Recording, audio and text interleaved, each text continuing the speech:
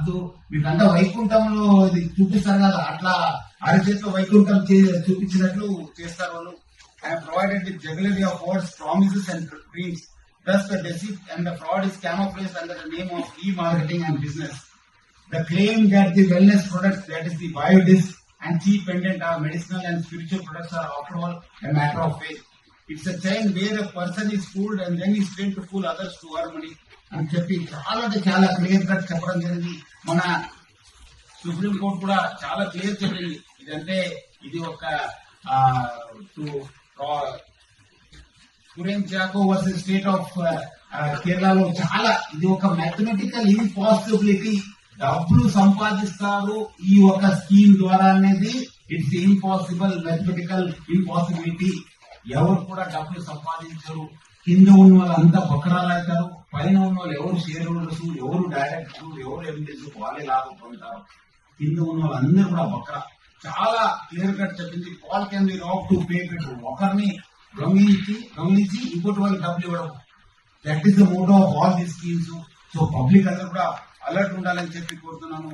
దీంట్లో మన ఆఫీసర్స్ చాలా ఒక నెల నుంచి చాలా కష్టపడినారు. చాలా మంది విట్నెస్ ఐడెంటిఫై చేశారు, చాలా మంది డాక్యుమెంట్ కలెక్ట్ చేశారు.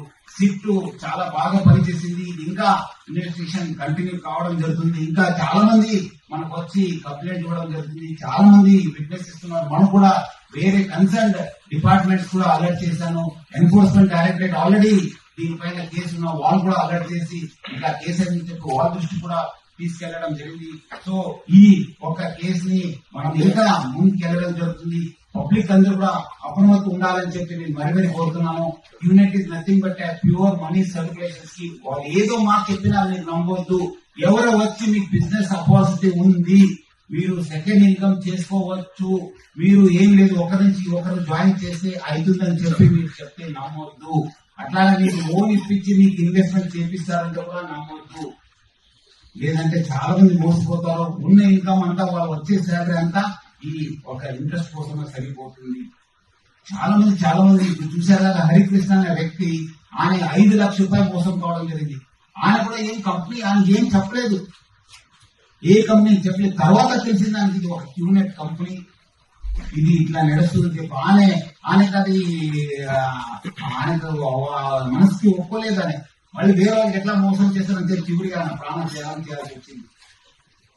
సో ఎంతో మంది మానసికంగా చాలా ఒక ఎగోనికి గురి అవుతున్నారు. సో ప్రజలు ముఖ్యంగా ఈ పేరెంట్స్ ఉన్న వాళ్ళు అందరూ కూడా ఐటీ కంపెనీస్ అందరూ కూడా రాయడం జరుగుతుంది. ఐటీ కంపెనీలు ఇలాంటి మీ దగ్గర స్కీమ్స్ నడుస్తున్నావు, మీరందరూ కూడా చాలా జాగ్రత్త ఉండాలి. మీ ఎంప్లాయీస్ కూడా చెప్పాలి. ఎందుకంటే